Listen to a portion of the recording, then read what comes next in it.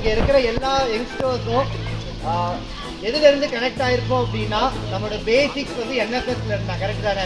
So நம்ம NSS ஸ்டூடெண்ட்டாக இருந்து காலேஜ் லைஃப்பில் நிறைய சோசியல் ஒர்க் ஆக்டிவிட்டிஸ் நம்ம பண்ணிகிட்டு இருந்தோம்.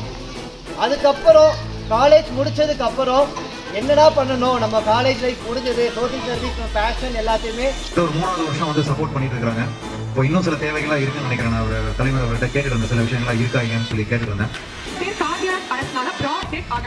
அவங்க காது கிட்ட போய் அவங்க பேரோ இல்ல பேர் தெரியும் அண்ணா அக்கா சேட்டா பையா என்ன ஒண்ணு சொல்லி தோல் படிக்கிறதுக்கு அவங்க காதுல போய் பேசணும். அடுத்து சரி ரெஸ்பான்ஸ் இருக்கா பாக்க, ரெஸ்பான்ஸ் இருக்கா ரமேஷ்? சோ ஓகே, அதுக்கப்புறம் என்ன பண்றாங்க பாருங்க. சோ ஒருத்தங்க பாயிண்ட் அவுட் பண்ணி ஆம்புலன்ஸ் கால் பண்றாரு, பல்ஸ் இருக்கான்னு செக் பண்ணுவாங்க.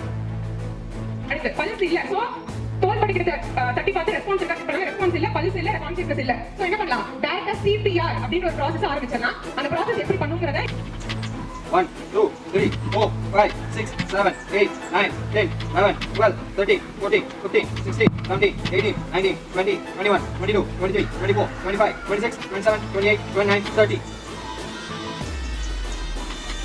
1 2 3 4 ரெண்டாவது சைக்கிள் குள்ள போறாங்க. 7 8 9 10 11 12 13 14 15 16 17 18 19 20 21 22 23 24 25 26 27 28 29 30